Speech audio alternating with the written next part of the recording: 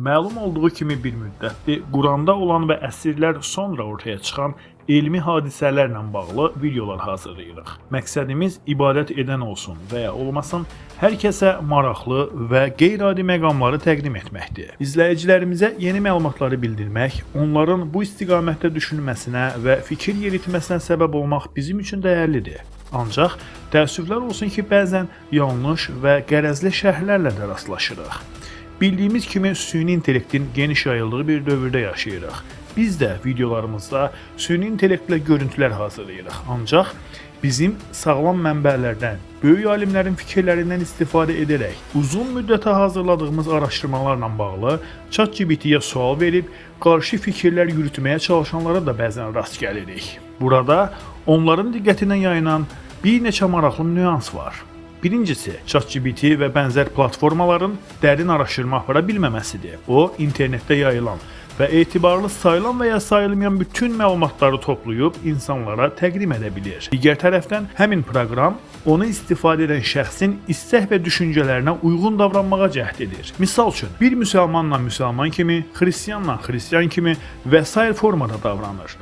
Ona uyğun tərəf saxlayır. Bir mövzuda sual verib konkret cavab alın. Sonra onun cavabında şübhəli bir məqamı qeyd edin və onun yanlış olduğunu söyləyin. Bir neçə söhbətdən sonra süni intellekt sizinlə razılaşdığını, yanlış məlumat verdiyini deyəcək. İndi keçək əsas məsələyə. Səhifəmizə nəzər salsaq, Quranda olan bir çox elmi hadisənin 1000 il, 1400 il sonra ortaya çıxması ilə bağlı videolar hazırlamışıq. Bəzi izləyicilər yenə ChatGPT-yə sual verib, güya bəzi məlumatların Aristotelin və ya digər filosofların kitabında eradan əvvəl qeyd olunduğunu bildirirlər. Halbuki elə ChatGPT özü belə deyir ki, bəhs etdiyimiz alimlərin, filosofların kitabları tam formada gəlib çıxmayıb. Həmin kitabların heç bir orijinal nüsxəsini dövrümüzdə görmürük. Sizcə belə bir tərəfi mənbə kimi qəbul etmək olarmı? Tutaq ki, Quranda olan bir neçə elmi hadisə Aristotelin kitabında da var. Bu nəyi dəyişir ki? Quranın nazil olduğu dövrdə Ərəbistan yarımadasında, xüsusən də Məkkə və Mədinə kimi şəhərlərdə inkişaf etmiş elmi mühit yox idi. Ərəblər əsasən poeziya, ritorika, şəcərə və ticarətlə məşğul idilər. Yazılı biliklər məhdud idi. Kitablar və kitabxanalar əsasən Roma, Bizans, Fars, xüsusən də Dəməşq və İskəndəriyyə kimi böyük mədəniyyət mərkəzlərində idi. Hətta ən böyük dəyər olan Quran belə kitab halına salınmamışdı. Bunlar hələ ərəblərə məlum deyildi. Ptolemeyin və digər Yunan filosofların əsərləri İslamın yüksəlişindən təxminən bir neçə əsr sonra ərəb dilinə tərcümə edilib İslam dünyasına yayılmağa başladı. Quran nazil olanda Məkkə və Mədinədə oxuma yazma bilən insanlar çox az idi. Bir sözlə, Peyğəmbər sallallahu əleyhi və səlləmin dövründə nə bəhs etdiyimiz filosofların kitablarına çıxış mümkün idi, nə də Məkkədə belə bir elmi dairə var idi. Elə bir camiyyədə o dövrün kafirlərini, müşriklərini belə təcrübələndirən Quran nazil oldu. Ona görə bəzi elmi detalların Qurandan əvvəlki hansısa antik mənbədə olması heç nəyi dəyişmir. Əksinə, elmə qapalı olan bir yerdə ortaya çıxan kitabda böyük və dahi filosofların bildiyi hadisələrdən anbaan danışılmasının özü elə böyük bir möcüzədir. Bundan başqa, Quranda sırf 20-ci əsrdə ortaya çıxan pulsar ulduzu, qeyri-adi kosmik hadisələr barədə dəqiq məlumatlar var.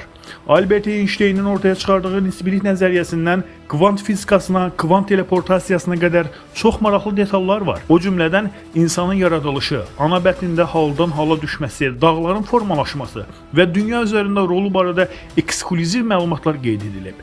Və bütün bunlar qeyri-adi və maraqlı bir düzülüşlə 23 il ərzində endirilən Quranda öz əksini tapıb.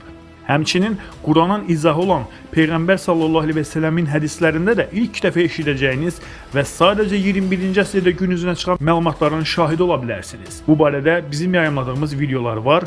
Davamı da Allahın izni ilə olacaq. Son olaraq bildirək ki, Quran və hədis ChatGPT və ya digər süni intellektin hardan tapdığı, kim tərəfindən hazırlandığı məlum olmayan informasiyalarla araşdırılmaz, öyrənilməz. Bəzi detalları oradan tapıb sonra dəqiqləşdirmək daha rahat olur. Bu bizə xeyirlidir. Əvvəldə də qeyd etdiyimiz kimi, biz öz videolarımızda süni intellektin hazırladığı görüntülərdən istifadə edirik. Ancaq süni intellektin biliyini dərin mənbə ilə müqayisə etmək bizi yanlışa aparar. Bunun üçün güvənli mənbə və günümüzdə də olan ömrünü bu işə həsr edib bu yolda ixtisaslaşan din alimlərinin araşdırıb ortaya çıxardığı məlumatlardan istifadə etmək daha məqsədə uyğundur.